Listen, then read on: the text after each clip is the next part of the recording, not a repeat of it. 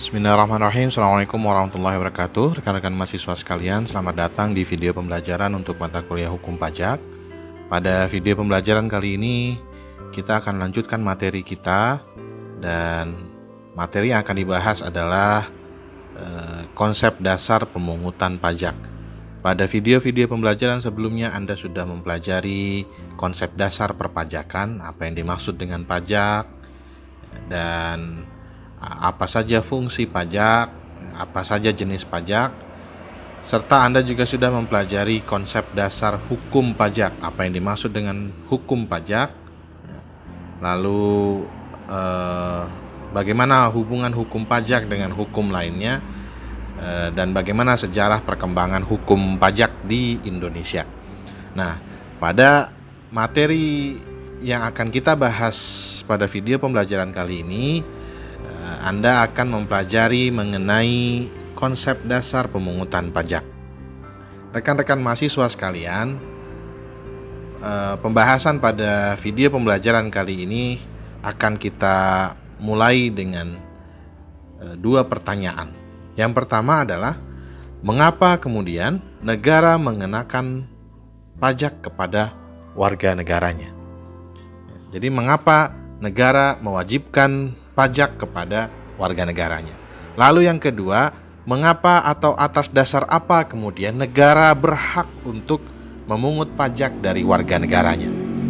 Jadi berangkat dari dua pertanyaan ini, saya akan mencoba menjelaskan mengapa kemudian negara memungut pajak. Saya akan menjelaskan mengenai konsep dasar pemungutan pajak. Rekan-rekan mahasiswa sekalian, saya ingin memulai materi pertama ini dengan membahas mengenai teori pemungutan pajak.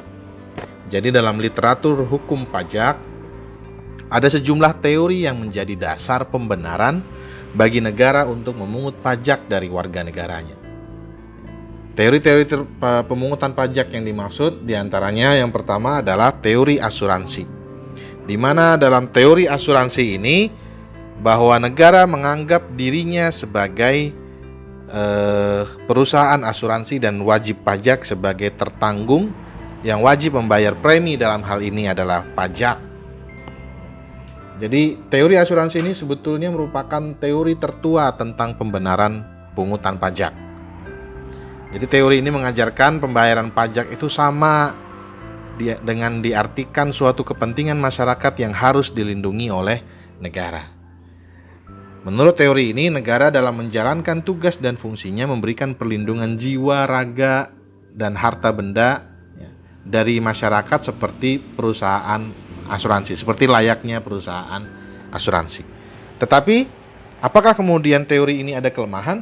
Ya, teori asuransi ini mengandung setidaknya dua kelemahan.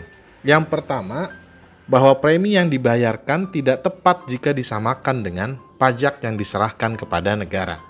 Karena premi itu seharusnya sama dengan retribusi yang kontraprestasinya dapat dirasakan secara langsung oleh si pembayar premi.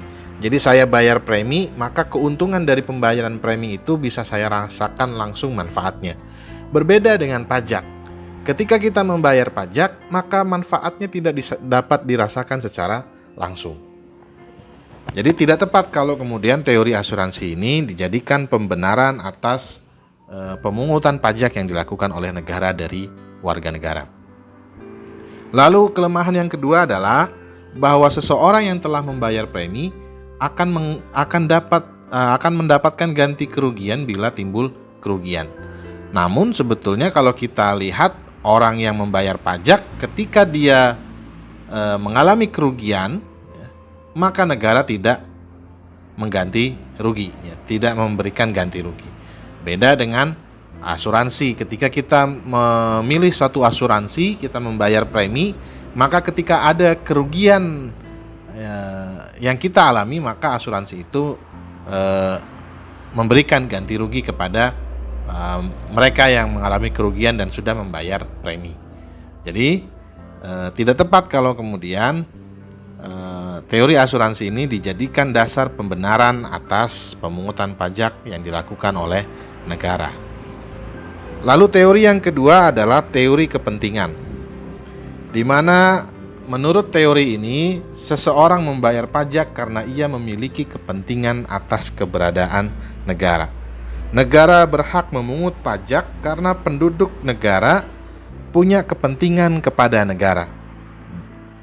Besarnya pajak sesuai dengan besarnya kepentingan yang dilindungi. Semakin besar kepentingan penduduk pada negara, maka semakin besar pelindungan yang diberikan kepadanya dan makin besar pula pajak yang harus diberikan. Apakah teori ini mengandung kelemahan?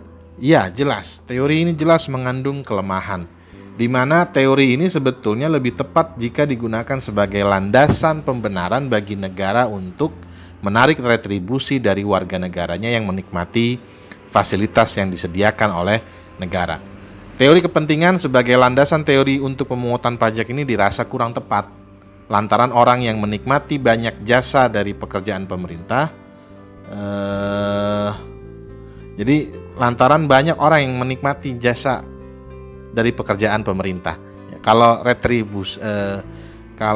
retribusi baru tepat, karena yang merasakan, yang menikmati jasa dari pekerjaan pemerintah adalah secara langsung individu tersebut yang sudah membayar retribusi. Jadi kalau pajak, manfaatnya tidak dirasakan langsung oleh si pembayar. Jadi teori kepentingan sebagai landasan teori untuk pemungutan pajak itu kurang tepat, karena orang yang menikmati itu adalah banyak, ya.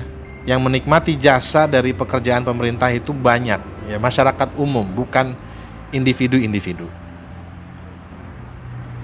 Lalu kelemahan yang selanjutnya, jika kemudian teori ini diterima bahwa semakin besar kepentingan seseorang kepada negara, maka semakin besar pajaknya, ya, maka orang miskin justru harus membayar pajak lebih besar. Kenapa?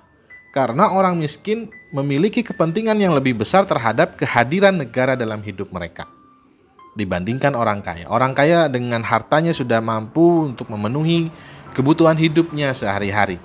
Ya, jadi kepentingan orang kaya terhadap negara itu lebih kecil dibanding kepentingan rakyat miskin kepada negara.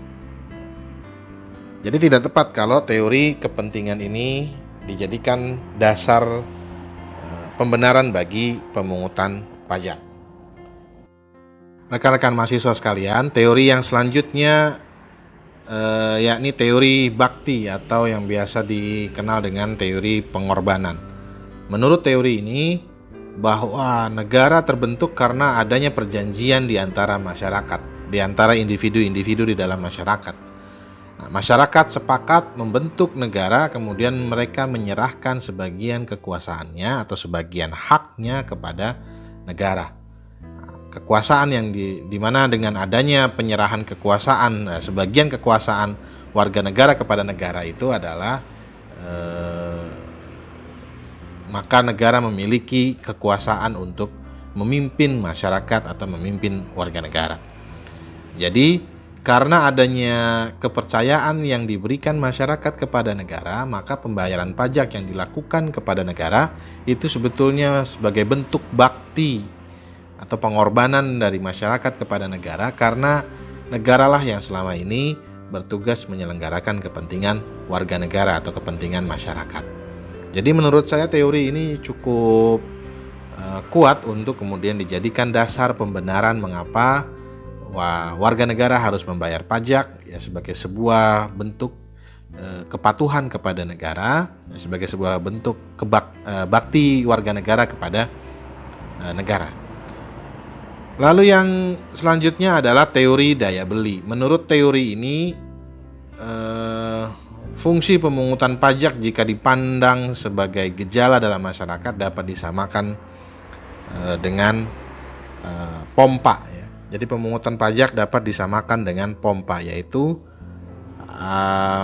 negara mengambil daya beli dari rumah tangga dalam masyarakat untuk rumah tangga negara dan kemudian menyalurkannya kembali kepada masyarakat dengan maksud untuk memelihara hidup masyarakat dan membawanya ke arah tertentu. Jadi negara mengambil daya beli masyarakat, ya, mengambil sebagian daya beli rumah tangga dalam masyarakat untuk rumah tangga negara, ya, untuk negara dalam menjalankan fungsi-fungsi pemerintahannya, ya. Lalu kemudian dengan adanya pajak itu negara bisa melakukan menjalankan tugas dan fungsinya, di mana tugas dan fungsinya salah satunya nanti akan dirasakan kembali oleh masyarakat, oleh warga negara, untuk memelihara hidup masyarakat, untuk membawanya ke arah tertentu. Jadi itu menurut teori daya beli. Lalu yang selanjutnya adalah teori daya pikul. Teori ini berbicara mengenai landasan pembenaran bagi negara untuk memungut dan tidak memungut pajak dari warganya. Ya. Dalam memungut pajak dari warga negaranya, ya, ketika negara memungut pajak dari warga negaranya, maka negara harus melihat beban kehidupan yang dimiliki oleh tiap warga negara. Seseorang memiliki kewajiban untuk membayar pajak ketika orang tersebut sudah mampu memenuhi kebutuhan pokoknya, kebutuhan primer. Ya. Jadi kebutuhan primer ini dianggap sebagai asas minimum bagi kehidupan seseorang.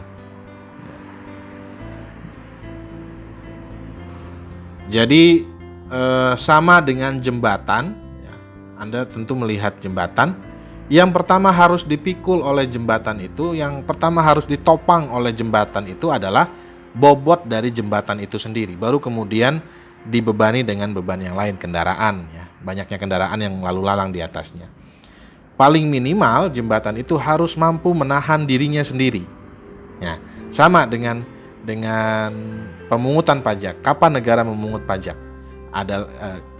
Jawabannya adalah ketika warga negara sudah mampu memenuhi kebutuhan pokoknya, baru kemudian negara memberikan beban pembayaran pajak. Jika warga negara tersebut dianggap belum mampu memenuhi kebutuhan primernya, maka negara tidak berhak, tidak berwenang untuk memberikan beban pembayaran pajak kepada warga negara tersebut. Teori ini cocok kalau kemudian kita implementasikan dalam konteks pajak penghasilan. Jadi di dalam pajak penghasilan, asas minimum kehidupan itu disebut dengan penghasilan tidak kena pajak. Jadi ketika seseorang punya penghasilan dalam 1 tahun itu punya penghasilan di bawah batas pajak, penghasilan tidak kena pajak, maka orang itu tidak perlu membayar pajak. Tetapi jika penghasilannya melebihi batas penghasilan tidak kena pajak, maka orang tersebut wajib membayar pajak penghasilan. Jadi kalau di dalam peraturan Menteri Keuangan, ya, yang nomor tahun 2016, bahwa PTKP itu untuk satu orang pribadi, ya, tanpa ada tanggungan itu 54 juta dalam setahun. Jadi ketika seseorang penghasilannya kurang dari 54 juta dalam setahun, maka orang tersebut tidak perlu membayar pajak. Tetapi jika orang tersebut penghasilannya misalnya 100 juta dalam setahun, maka tentu dia sudah melewati batas minimum dari penghasilan tidak kena pajak, sehingga orang tersebut wajib membayar pajak. Nanti akan Anda pelajari lebih lanjut di dalam penghitungan bagaimana cara menghitung pajak penghasilan. Rekan-rekan mahasiswa sekalian, yang terakhir adalah teori kekeluargaan atau teori gotong royong. Teori ini yang menurut saya tepat kalau dikontekskan dalam konteks negara Indonesia yang berfalsafahkan Pancasila, di mana pajak itu merupakan suatu bentuk kegotong royongan dari masyarakat, yang tentu gotong royong ini, nilai gotong royong ini sudah hidup dalam masyarakat Indonesia jauh sebelum negara Indonesia merdeka.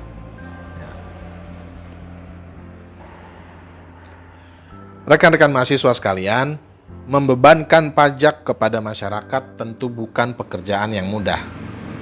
Jika kemudian pajak yang ditarik atau yang dipungut oleh negara terlampau tinggi, maka masyarakat kemungkinan enggan membayar pajak. Tetapi jika pajak yang dikenakan terlalu rendah juga, maka negara justru akan rugi. Nah, oleh sebab itu, pemungutan pajak harus memperhatikan sejumlah persyaratan.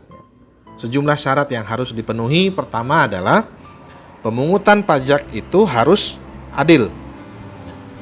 Pemungutan pajak harus adil. Adil di sini dapat diartikan adil dalam peraturan perundang-undangan maupun adil dalam hal pelaksanaannya.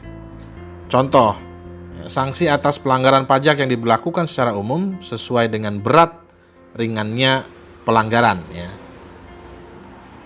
Lalu mengatur hak dan kewajiban para wajib pajak.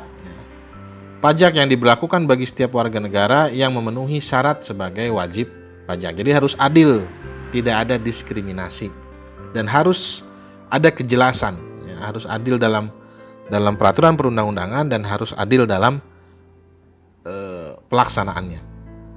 Lalu yang kedua adalah pemungutan pajak harus berdasarkan undang-undang. Ini salah satu unsur pajak, ya, bahwa pajak itu harus diatur berdasarkan undang-undang. Pemungutannya pun harus diatur berdasarkan undang-undang. Salah satu unsur pajak adalah pemungutan harus berdasarkan undang-undang. Nah, dalam pasal 23A Undang-Undang Dasar Negara Republik Indonesia tahun 1945, bahwa pajak dan pungutan lain yang bersifat memaksa untuk keperluan negara diatur dengan undang-undang. Ya, jadi pemungutan pajak tidak bisa sewenang-wenang, tetapi harus berdasarkan undang-undang. Yang ketiga adalah pemungutan pajak tidak boleh mengganggu perekonomian. Pemungutan pajak harus dilakukan sedemikian rupa agar tidak mengganggu perekonomian masyarakat tentunya, ya. Baik kegiatan produksi, perdagangan maupun jasa. Pemungutan pajak jangan sampai merugikan kepentingan masyarakat dan menghambat laju usaha masyarakat, terutama dalam hal ini adalah masyarakat kecil menengah. Yang keempat, pemungutan pajak harus efisien, di mana biaya yang dikeluarkan dalam rangka pemungutan pajak harus diperhitungkan agar lebih efisien, sehingga biaya yang dikeluarkan untuk memungut pajak tidak lebih besar daripada pajak yang dipungut. Lalu yang kelima adalah sistem pemungutan pajak harus sederhana. Harus dibuat sesederhana mungkin dan memudahkan wajib pajak, ya. Harus sederhana dan mudah untuk dilaksanakan oleh wajib pajak. Jika sistem pemungutan pajak yang dibuat rumit, ya, jelimet, tentu masyarakat akan semakin enggan untuk membayar pajak.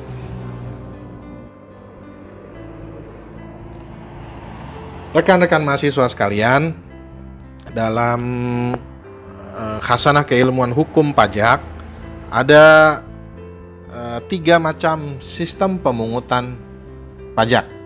Yang pertama adalah official assessment system, di mana sistem pemungutan pajak yang memberi wewenang kepada pemungut pajak, dalam hal ini istilahnya adalah fiskus, untuk menentukan besarnya pajak yang harus dibayar oleh seseorang. Jadi negara lah yang menentukan, fiskus lah atau pemerintah lah yang menentukan besarnya pajak yang harus dibayar oleh seseorang. Contoh misalnya di pajak bumi dan bangunan. Jadi negara menentukan berapa pajak yang harus dibayarkan oleh warga negara atas tanah atau atas bangunan yang dimilikinya. Ciri-ciri dari official assessment system ini, wewenang untuk menentukan pajak terutang ada pada fiskus. Sedangkan wajib pajak ini bersifat pasif, yang aktif adalah negara atau fiskus. Utang pajak timbul setelah dikeluarkannya surat ketetapan pajak oleh fiskus. Jadi yang menentukan berapa besaran pajak yang terutang itu ada di tangan fiskus atau pemungut pajak, atau dalam hal ini adalah pemerintah.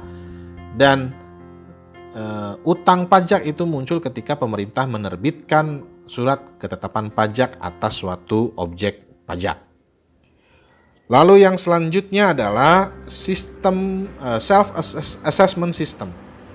Sistem pemungutan pajak yang memberi wewenang kepada wajib pajak untuk menentukan besarnya pajak yang terutang.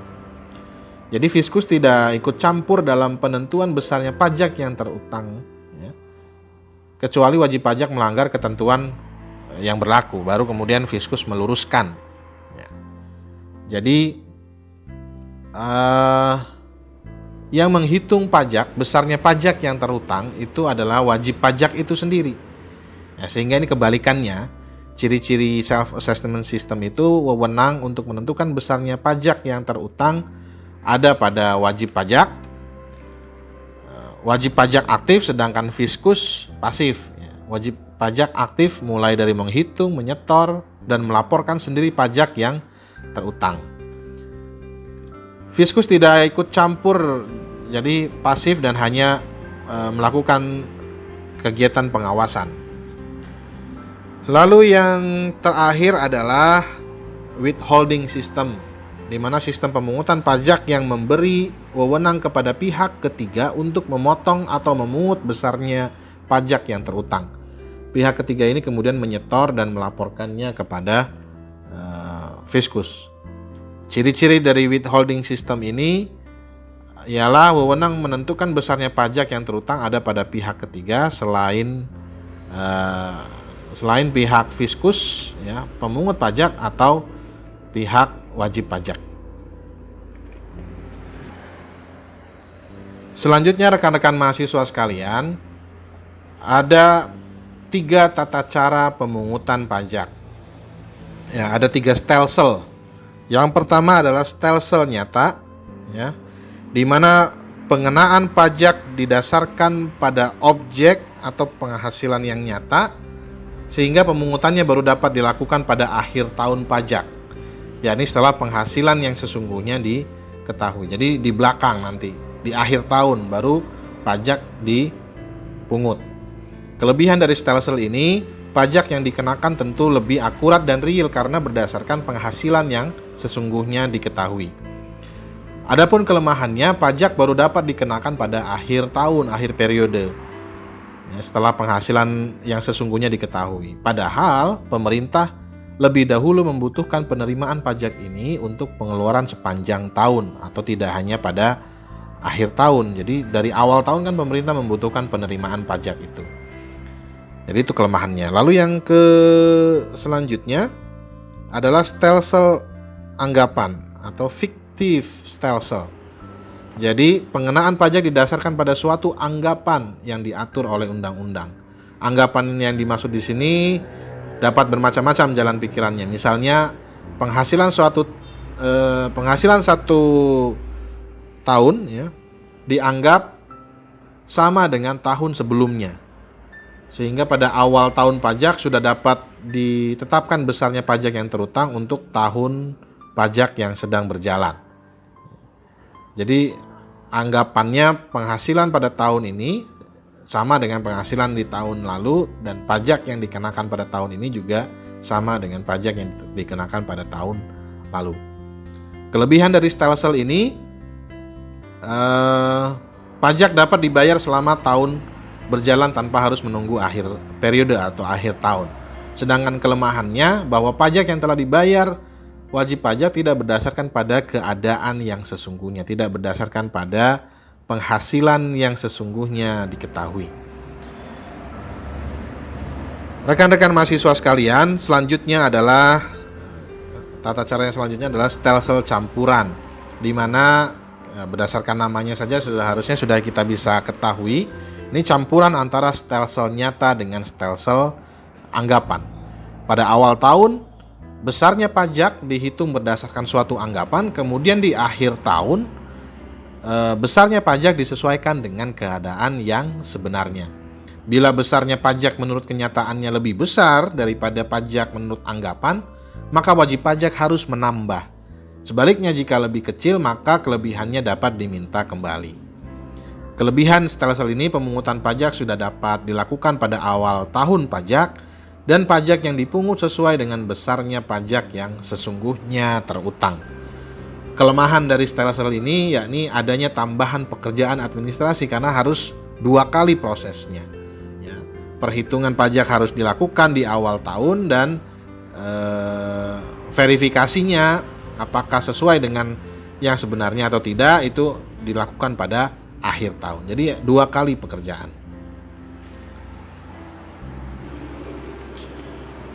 Rekan-rekan mahasiswa sekalian, berdasarkan Undang-Undang Pajak Penghasilan UU PPH, pajak penghasilan, Indonesia dalam proses pemungutan pajaknya menganut stelsel campuran.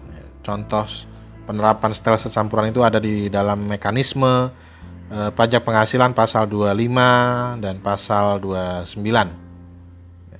Jadi pada pasal 25 bahwa pada awal tahun pajak angsuran didasarkan besarnya pajak yang terutang pada surat pemberitahuan sebelumnya. Kemudian pada akhir tahun dihitung kembali berdasarkan penghasilan yang sesungguhnya diperoleh pada tahun yang bersangkutan. Dalam menghitung pajak yang sesungguhnya di akhir tahun pajak, ya itu ada di pasal 29, maka wajib pajak dapat mempertimbangkan kredit pajak PPh pasal 25 yang telah dibayarkan. Ya. Apabila terdapat kekurangan pembayaran pajak, maka wajib pajak harus melunasi kekurangan tersebut dalam jangka waktu yang ditentukan.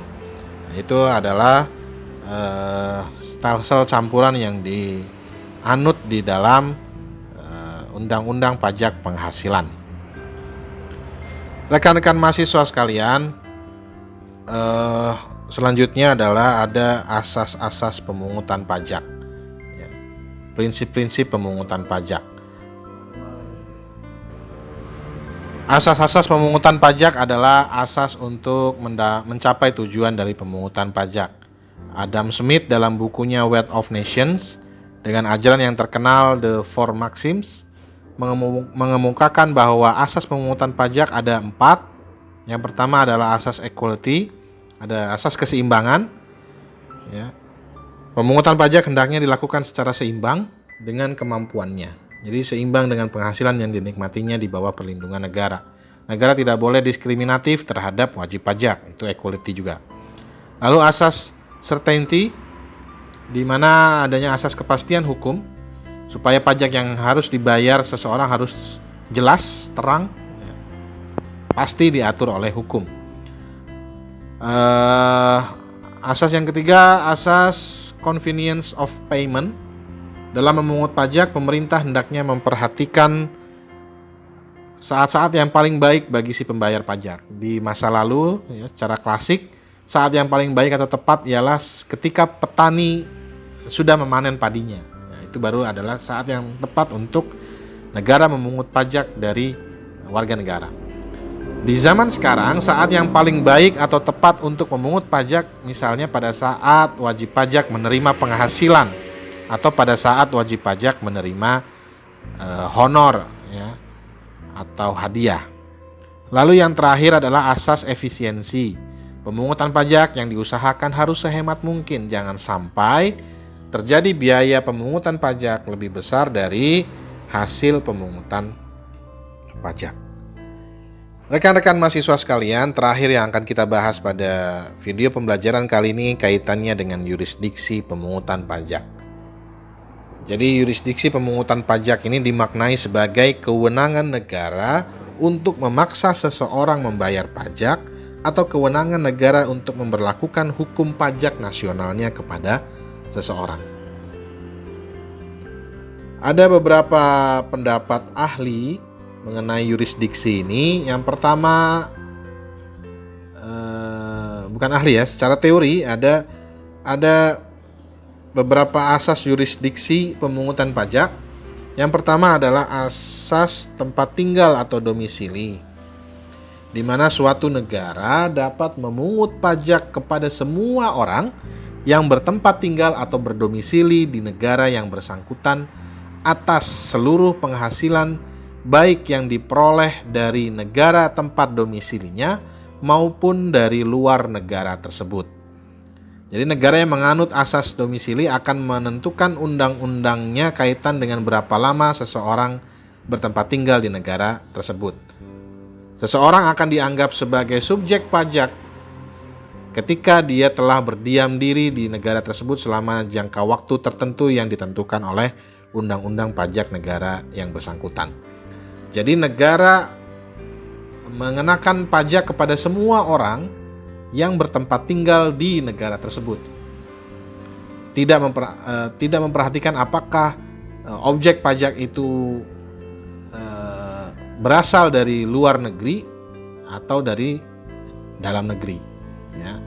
Yang jelas selama orang itu bertempat tinggal di Indonesia dalam jangka waktu tertentu, misalnya, maka Indonesia berhak untuk memungut pajak dari orang tersebut. Lalu yang kedua adalah asas sumber. Ya. Asas sumber, menurut asas ini pemungutan pajak tidak dapat dilepaskan dari sumber atau tempat objek pajak itu berada. Dalam asas ini tidak menjadi persoalan mengenai siapa dan apa status dari orang atau badan yang memiliki objek pajak, melainkan yang menjadi landasan pengenaan pajaknya adalah dari mana objek pajak itu berasal atau di mana objek pajak itu berada. Negara yang menjadi sumber atau tempat objek pajak berada memiliki kewenangan untuk memungut pajak dari seseorang. Ya. Jadi dilihat dari asal dari mana objek pajak itu berasal atau di mana objek pajak itu berada. Yang terakhir adalah asas kebangsaan, yakni suatu negara dapat memungut pajak kepada setiap orang yang memiliki kebangsaan atas negara yang bersangkutan, sekalipun orang tersebut berdomisili di negara lain. Misalnya, negara A berwenang memungut pajak terhadap seseorang yang berkebangsaan negara A, meskipun seseorang yang berkebangsaan negara A itu bertempat tinggal di negara lain atau di negara B atau negara C. Ya. Ini adalah asas kebangsaan. Kira-kira begitu yang bisa saya sampaikan pada video pembelajaran kali ini, dan agar Anda mendapatkan pemahaman yang lebih komprehensif lagi, tidak ada salahnya jika Anda kemudian coba berpikir, coba mencari tahu terkait dengan yurisdiksi pemungutan pajak ini, Indonesia menganut asas yang mana? Apakah asas domisili, apakah asas sumber, ataukah asas kebangsaan? Akhir kata, billahi taufik wal hidayah. Assalamualaikum warahmatullahi wabarakatuh.